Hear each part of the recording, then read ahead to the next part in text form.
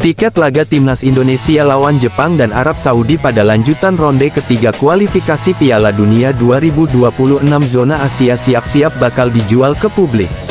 Kabar tersebut dikonfirmasi oleh akun media sosial Timnas Indonesia, Selasa tanggal 29 Oktober tahun 2024. Penjualan bakal dimulai pada Sabtu tanggal 2 November tahun 2024. Loket penjualan online bakal dibuka mulai pukul 10 waktu Indonesia Barat. Bersiap, penjualan tiket akan dimulai dibuka tanggal 2 November tahun 2024 pukul 10 waktu Indonesia Barat, tulis pernyataan akun Instagram Timnas Indonesia. Laga lawan Jepang dan Arab Saudi bakal jadi debut dari fitur Garuda ID. Salah satu syarat wajib sebelum membeli tiket laga kandang Timnas Indonesia adalah mendaftar Garuda ID. Garuda ID dibuat untuk kemudahan dan kenyamanan pembelian tiket. Pendaftaran akun Garuda ID bisa dilakukan secara daring atau online. PSSI juga menyebutkan bakal ada 24 titik yang tersebar di Jabodetabek untuk pengisian data secara luring atau offline. Dengan mendaftar Garuda ID, supporter bakal mendapatkan banyak keuntungan. Salah satunya diskon pembelian pernak-pernik Timnas Indonesia. Selain itu, ada potongan harga tiket untuk MRT pada hari pertandingan ke area GBK.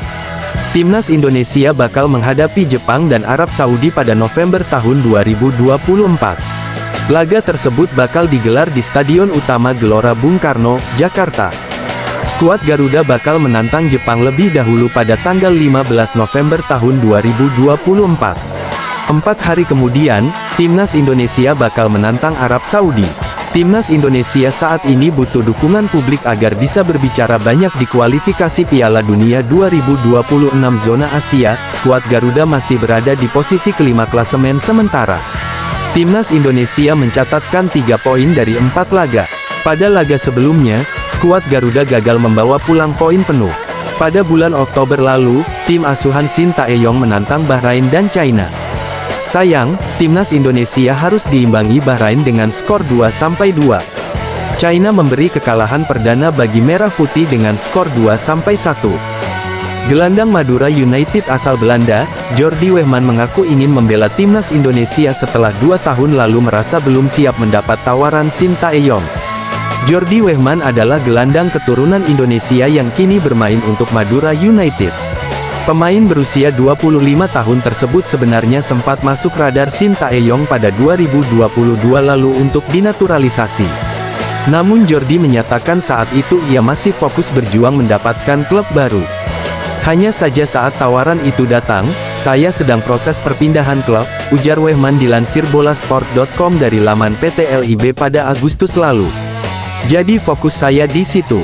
Hanya masalah timing sebenarnya yang tidak tepat, tambahnya. Kini Jordi menyatakan punya keinginan untuk membela Timnas Indonesia, apalagi kini ia membela Madura United sehingga pengurusan dokumen yang dibutuhkan akan lebih gampang. Bersama Asosiasi Sepak Bola Nasional PSSI, saya sedang mencari tahu cara apakah saya bisa bermain untuk Indonesia, kata Jordi Wegman dilansir bolasport.com dari soccernews.nl. Sudah ada 13 pemain kelahiran Belanda yang dinaturalisasi.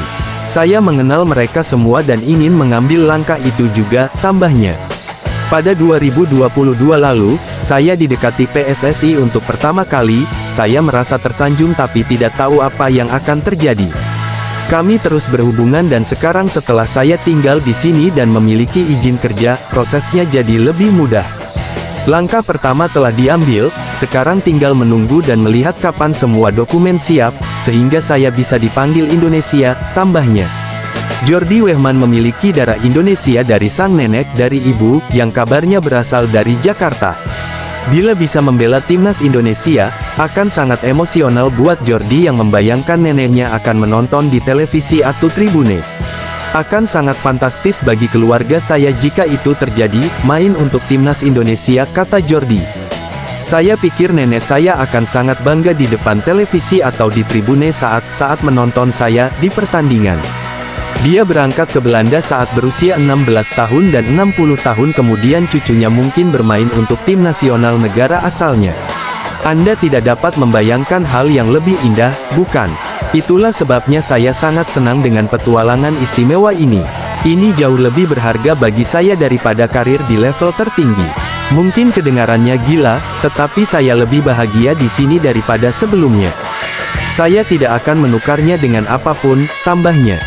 Bek Timnas Indonesia, Miss Hilgers masuk tim terbaik Eredivisie pekan ke-10.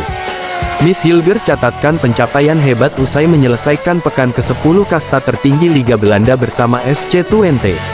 Twente berpesta besar saat menjamu Heracles pada pekan ke-10 Liga Belanda tahun 2024 sampai tahun 2025.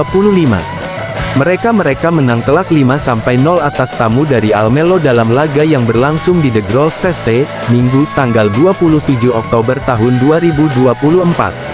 Salah satu gol datang dari Miss Hilgers. Pertandingan berjalan 59 menit ketika bek Timnas Indonesia itu nyekor. Berdiri di kotak penalti, Hilgers menyambut umpan sepak pojok dengan sundulan. Tandukan Hilgers membuat bola melewati antara dua kaki kiper Fabian de Keyser dan masuk ke gawang. Gol keren dari sang palang pintu pun membawa Twente memimpin 3-0. Ini jadi gol kedua bek Timnas Indonesia tersebut musim ini. Miss Hilgers selalu mencetak gol setiap musimnya saat main di sepak bola profesional, kecuali pada 2020-2021. Catatan pada musim 2024-2025 membuatnya jadi yang tersubur sepanjang kariernya. Sebelumnya, selama 4 tahun membela Twente, Hilgers selalu mengakhiri kompetisi dengan maksimal 1 gol. Dia tak sekalipun membobol gawang musuh pada tahun 2020 sampai tahun 2021 atau musim perdananya bareng klub asal kota NCD. Catatan tersebut membuahkan apresiasi dari ESPN. ESPN memasukkan Miss Hilgers dalam tim terbaik pekan ke-10 Eredivisie. Bek Timnas Indonesia bukanlah satu-satunya perwakilan FC Twente di dalam daftar tersebut. FC Twente menyumbang 3 nama dalam daftar tersebut. Kemenangan besar 5-0 dalam derby Twente melawan Heracles Almelo menghasilkan 3 pilihan hebat di FC Twente, tulis ESPN.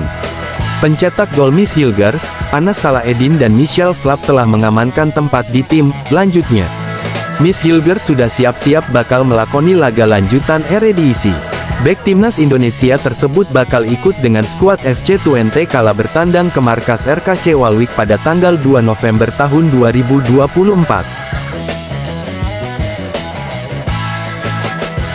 Pemain belakang Timnas Indonesia, Jay Izzes dipastikan absen saat klubnya, Venezia FC jumpa Udinese dalam lanjutan Serie A Italia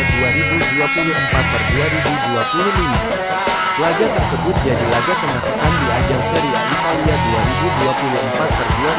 2024-2025. Venezia FC bakal menjamu Udinese di Stadion Tirni Vincenzo.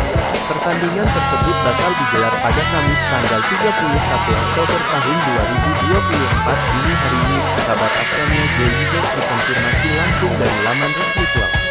Dalam laman resmi tersebut, tidak ada nama Jay Izzes dalam skuad laga lawan Udinese FC. Meski begitu, media Italia, AS Spanta membocorkan penyebab absennya bek Timnas Indonesia tersebut. Bek kelahiran Mierlo tersebut harus absen karena masalah keluarga. Jay Izzes bakal kembali secepatnya ke Belanda. Pernyataan tersebut disampaikan langsung oleh juru taktik Venezia, Eusebio Di Francesco. Pertama-tama harus dikatakan bahwa Izzes tidak akan hadir, ujar Eusebio Di Francesco dilansir Bolasport.com dari AS Spanta. Ia memiliki masalah keluarga, dan pagi ini ia meminta saya untuk kembali ke Belanda. Ia tidak akan berada di pertandingan ini. Lanjutnya, Eusebio Di Francesco berharap ia segera kembali bermain untuk Venezia FC. Sebagai gantinya, ex-juru taktik AS Roma tersebut bakal memasang Giorgio Altare dan Martin Skrtel sejak awal. Keduanya bakal diplot untuk menggantikan Jay Izzes pada laga ini. Dan saya berharap ia dapat bermain di pertandingan berikutnya, ujar Eusebio. Hal ini saja akan membuat saya melakukan beberapa perubahan. Altare akan bermain sejak menit pertama. Skrtel telah tersedia selama 2 hari, kami akan mengevaluasi apakah ia dapat diturunkan, lanjutnya. Jay Izzes sebelumnya juga pernah absen bela Venezia FC musim ini. Momen tersebut terjadi saat Venezia FC tampil di pekan perdana lawan Lazio.